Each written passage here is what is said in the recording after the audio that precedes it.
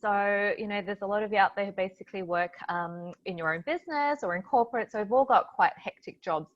And I've seen throughout my, you know, 10, 12 years of practice that so many people are not putting their health first. They're putting work before health, and that can be detrimental in the long run. So I'm going to run through some great tips on how you can have a good balance. So Loz has pretty much introduced me already, but I'm a natural health practitioner. I've been practicing for 11 years as a Chinese medicine practitioner, acupuncturist. I'm also a beauty therapist. And again, I have great passion in helping women live longer, and men too, and also helping us to look younger and more healthier and hopefully have more stress-free lives.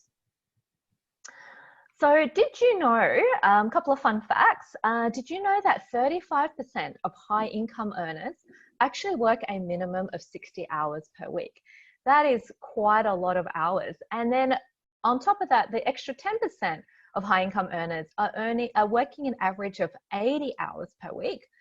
And around 86% of males and 66.5% of females work more than 40 hours a week. So I find that is a lot of time at work. You know, there's not a lot of time outside of work to be doing much of anything else if you're averaging all those hours just spending on work alone. Another fun fact, did you know that stress is actually the cause of 95% of all illnesses? So stress can come in many forms, but mainly you can have emotional stress, physical stress, stress from work, you know, anything that is causing your body to be in a stressful state. In the long term, it does cause 95% of all illnesses. So definitely a big thing we're going to talk about is stress management. And if you haven't already, we need to look at, you know, some sort of stress management techniques, because yeah, it's a big number, and 95% of all illnesses has been proven to be cause of stress. So how do we achieve optimal health? So optimal health is achieved in a couple of ways. And today we're going to talk about a few things. We're going to talk about work-life balance. We're going to talk about our health as being the #1 priority. We're going to go through the 4 pillars of health and what that means, a few little diet and nutrition tips, and a couple of stress management tips as well. So a healthy balance, you can see this is a great little pie chart. So if you imagine there are 24 hours in a day, and what would be the ideal balance of that? So you're looking at dividing it into 3 sections. So you're looking at 8 hours approximately. So you've got 8 hours for work, so your 9 to 5 job, say, you've got 8 hours of sleep and 8 hours of leisure. So, you know, exercise, time with family. But that is not always the case. So that's an ideal balance in what we're, you know, achieving or striving to go to in our everyday life. Whose reality looks more like this? So whose work balance looks more skewed? I think a lot more people spend way too many hours on work. You know, maybe very little sleep. Like that pie chart could be even more. More of the section could be work, like 3/4. I've seen people do very long hours.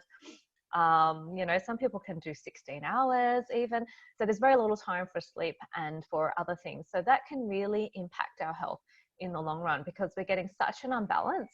And when things are not balanced, that's when stress is at an all-time high. And that's when disease and chronic illness can creep up.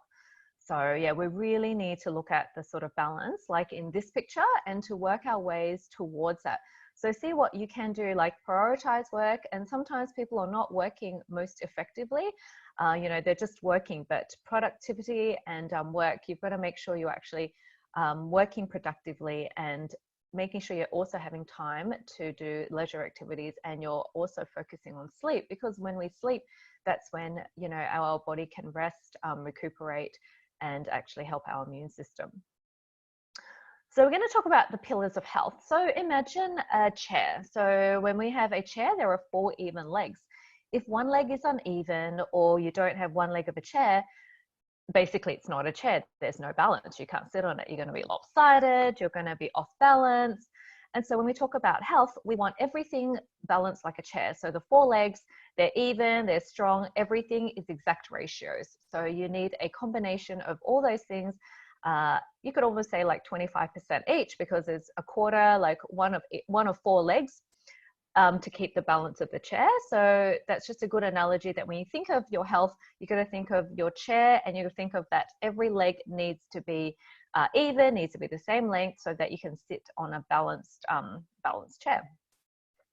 So what are the 4 pillars of health?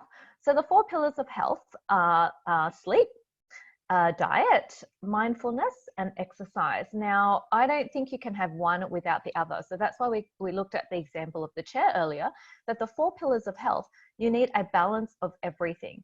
So say I had a client recently and she was spending so much time meditating, just meditating, for probably quite a length of time each day. It could be a couple of hours. She was really focusing on mindfulness, meditation. She read that that was really good for her health. But she neglected to look at anything to do with her diet. Her diet was atrocious. There was, not a good balance. She wasn't eating right, eating the wrong foods. And so, you've got an imbalance. The diet is off, even though she's spending time on mindfulness, that's all good. But you've got to have a balance of all 4. Again, sleep. I find so many people are working too long hours. They're not prioritizing their sleep. And with everything that's been going on recently, our health should be our number 1 priority. We should be really focusing on the time to get a good night's rest. I suggest sort of at least 7.5 hours to 9 hours. Some people need a little bit more, some people need a little bit less. But, going off 3 to 4 hours a night consistently, which I've heard some clients do, is definitely not good in the long term. We can only operate on very little sleep for a short amount of time before our body crashes. Because when we sleep is when our body is able to digest, rejuvenate, rest, and our immune system kicks in.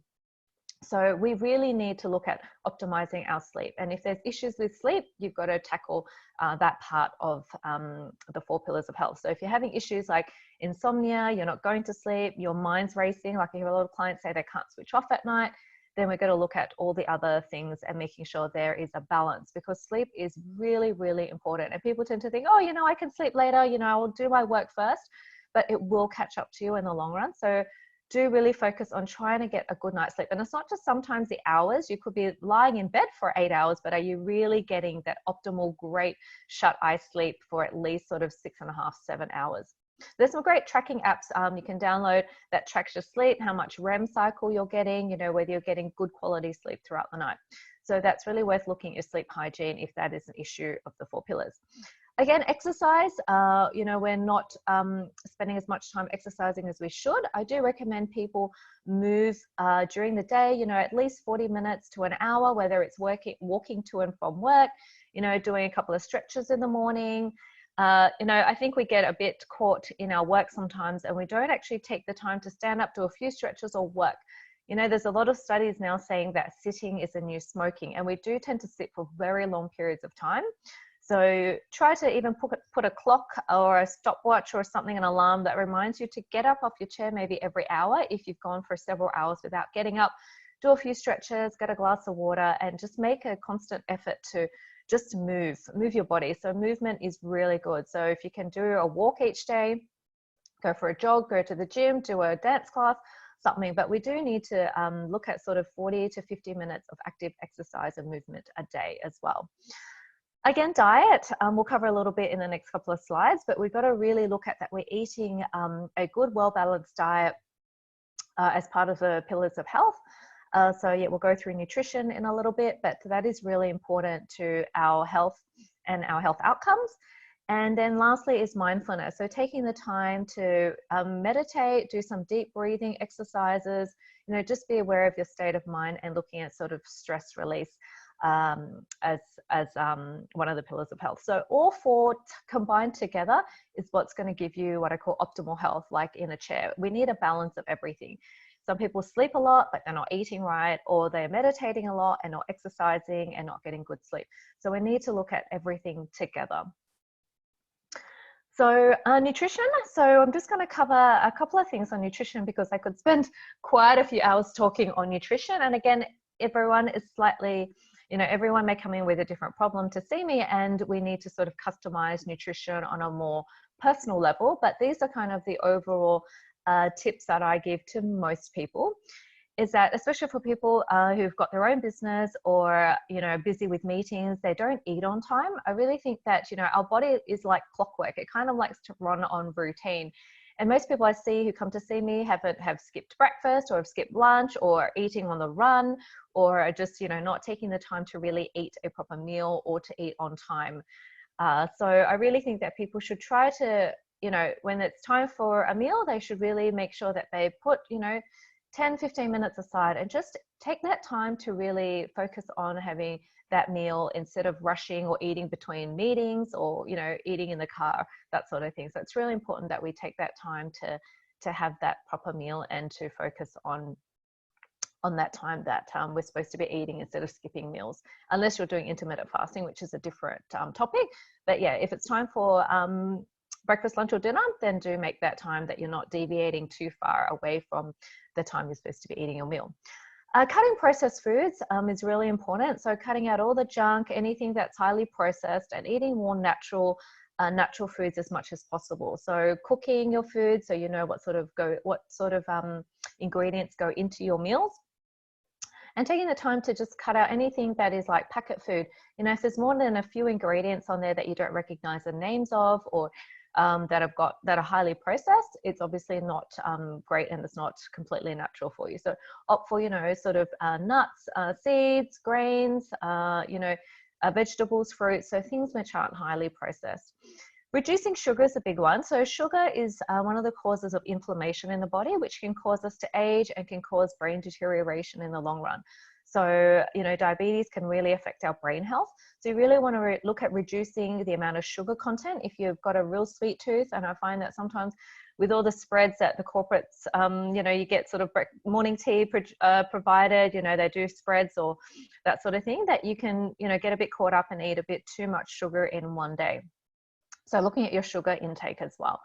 Again, coffee is a big one. I find so many people who are sort of low in energy because they're probably overworked, lack of sleep.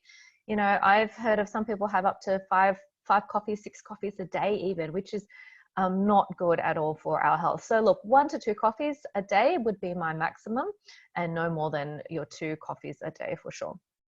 Alcohol is another one. Look, I think 1 standard drink. I don't think that, you know, binge drinking on a Friday night and having a lot of alcohol is great for the body. You know, I prefer to do it throughout the week. If you're going to have 7 drinks on a Friday night, I think 1 drink on average every night is better than doing it all in one go in one night. And again, the last thing will be increasing fiber and increasing greens. So they're really good as antioxidants, building our immune system and helping to keep us regular. So they're my top few tips on diet and nutrition. And then a couple of nutritional recommendations. So I believe that these couple of things are really good for brain health. So brain health, you know, if we are having optimal brain health and we're able to think clearly, we're able to work better. So I would add a couple of things into your supplementation if you don't already have one. It would be a good multivitamin. So a good multivitamin for women, a good multivitamin for men, because we're slightly different, where our makeup is different. So we need a few different things in terms of ingredients in a multivitamin.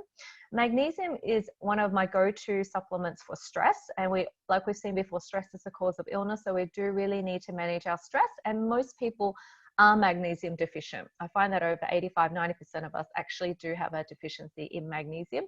So magnesium is one of a great product to help reduce stress amongst other functions. So it has over, I think, 200 functions in the body, magnesium. So it's really important we do supplement with magnesium or eat magnesium-rich foods. And again, vitamin D. Vitamin D is a really important hormone. It's actually not a vitamin, but it's a really great hormone for increasing our immunity, for helping strengthen our bones. And yes, a lot of us who are working long hours probably aren't getting the appropriate vitamin D. So do make sure, if you haven't had a vitamin D test recently, you can go to your doctors and request one, but it's really important to know that you have got good optimal vitamin D levels. And lastly will be an omega-3. So our brain and our brain health is actually made up of DHA. So most of the brain is actually DHA. And so we need to, if you're not having enough fish, fatty fish in the diet, or high omega-3, I definitely suggest supplementing with omega-3. And you can also get this tested as well quite quickly with to see what your omega-3 essential fatty acid levels are, because that is really important for good brain health and keeping your brain functioning optimally. So they're my top couple of vitamins. Again, check with your healthcare provider if you're unsure, and check your levels before you supplement as well to make sure your levels are at a good level. So I reckon better health equals better performance. So when we are in tip-top health, you know, we're definitely more productive. We work at the top of our game. We get better results in work. We have definitely better mental clarity. Our stress is much reduced if we're getting better sleep, we're eating well, and we can definitely be better at leadership and lead our team better when we are in optimal health, for sure. So lastly, I just want to leave you that basically you can't enjoy your wealth if you aren't in good health. So it's really important that we are prioritizing our health. We're making sure we're having that good pie chart balance with sleep, leisure, and work, and that we are looking at those 4 pillars of health that we mentioned to really maximize our health, and so that we can enjoy life and we can you know, prevent illness in the long run. So yeah, don't let work be a priority. Make sure you're spending time on the other avenues of your health as well. So I think that brings me to the end of the presentation. Thank you for tuning in.